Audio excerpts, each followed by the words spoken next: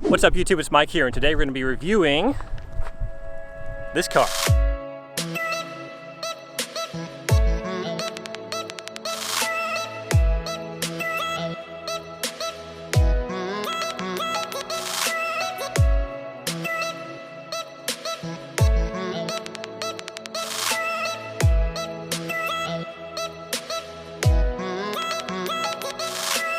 So behind me is a 2015 Honda CRV. Now Honda started producing the CRVs in 1996 and they've gone through several iterations since then.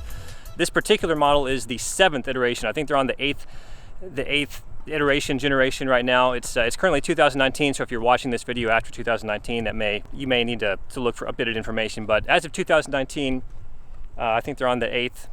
This is the 7th. So the 2015 Honda CRVs come in 4 different trims. There's the LX, the EX, the EX-L, and the Touring.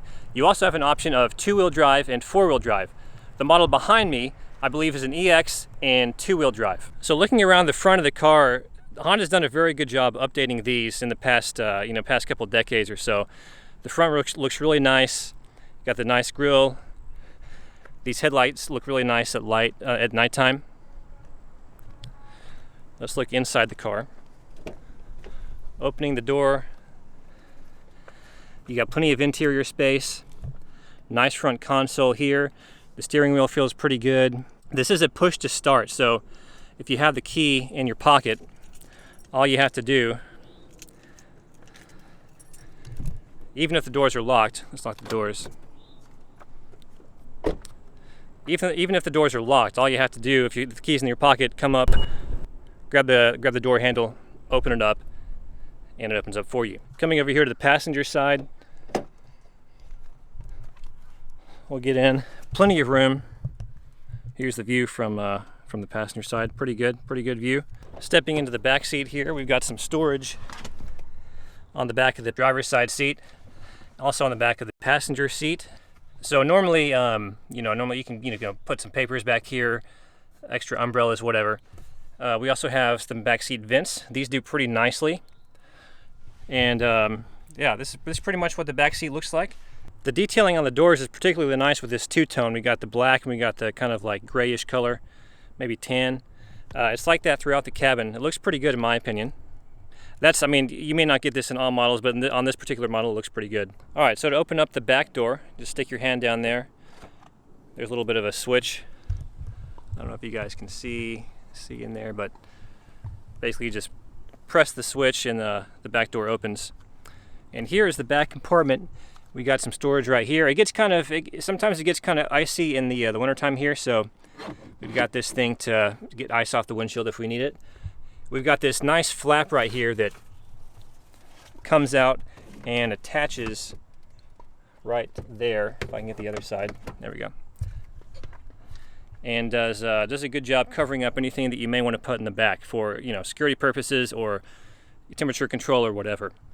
So let's pop the hood and take a look at the engine. Now, if you're wondering where the latch is to pop the hood, it's down here next to the left, where the left leg of the driver would be. Here's the latch to open the gas tank. If you look just over here, it's kind of hidden. Here's the latch to open the hood. So we'll open that. So underneath the hood of the car is a 2.4 liter V4 engine that produces 185 horsepower and 181 pound-feet of torque. In the city, it's rated for 27 miles per gallon. On the highway, an astounding 34 miles per gallon. Now this car weighs between 3,500 and 3,600 pounds, somewhere in there, depending on options and equipment and things like that. One of the good things about Honda engines, though, is that they don't require a lot of maintenance, and the little maintenance that they do require doesn't cost all that much, with it being a Honda. All right, so let's start the car up, see how it sounds.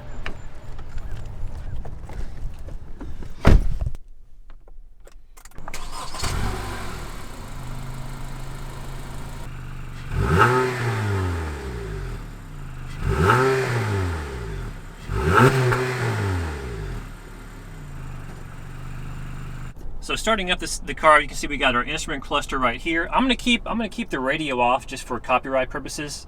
We have a clock right there.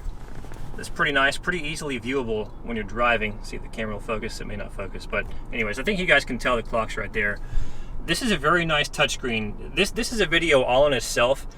You can do a ton of stuff with this touchscreen. I'm not going to go over everything, but you know, if you're in the market for this car, you can research everything you can do with the touchscreen. We have dual AC controls right here, so one for the passenger, one for the driver, and of course that information is shown right here. And of course you have different AC modes, you know, standard stuff.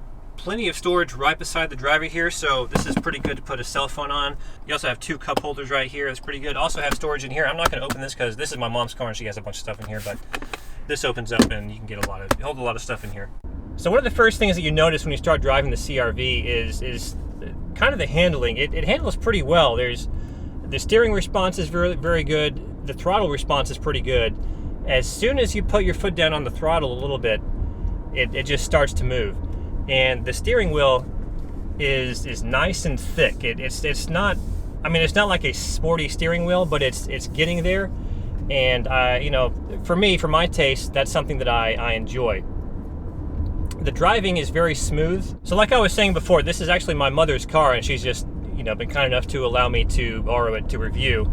I have driven this car a decent amount. When my wife and I lived in Hawaii for a little bit, and when we got back, we didn't really have any cars, and so, you know, we were driving this on and off until we got a car of our own, which is the Acura TL. If you're following the channel, you already know about the TL. That's my daily driver, and I have a lot of videos about that car. If you're interested in those, you can check out the other videos I have. But acceleration is pretty good. For 185 horsepower, this thing is quick. It picks up very nicely. I'm not sure what the official 0 to 60 time is.